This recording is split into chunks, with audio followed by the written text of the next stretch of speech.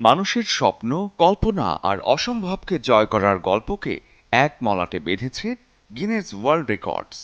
১৯৫৫ সালে শুরু, আর আজ পেরিয়েছে ৭০ বছরের অভিযাত্রা। হাতের ওপর ভর করে আস্ত এক গাড়ি দ্রুততম সময়ে ৫০ মিটার টেনে নিয়ে গিনেস ওয়ার্ল্ড রেকর্ড অর্জন করেন চীনের জাং শুয়াং, তাও আবার ২ পা উঁচু করে। অবিশ্বাস্য হলেও এটাই সত্যি হয়েছে ২০১৪ সালে।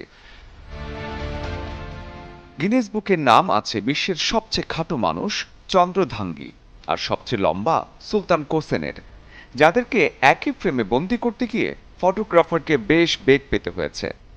১ মিনিটে সর্বাধিক বাস্কেটবল ড্রিবলিং করে গিনেস বুকে ২ বার নাম তুলেছেন মার্কিন খেলোয়াড় জাইলা আহমাদ। শুধু মানুষই নয়, গিনেসে জায়গা করে নিয়েছে প্রাণীরাও।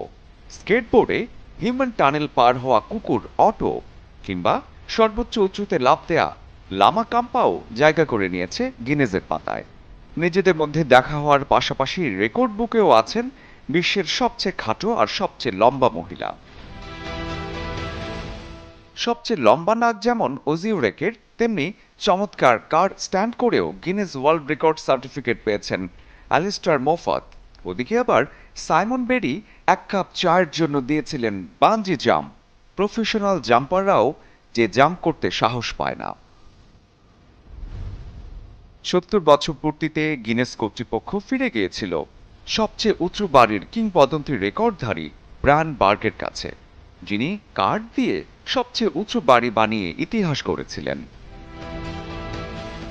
গিনেসের ৭০ বছরের এই যাত্রায় সামনে এসেছে মানব সীমা আসলে কোথায়, নাকি সত্যি বিশ্বের গল্প লেখা এখনো বাকি।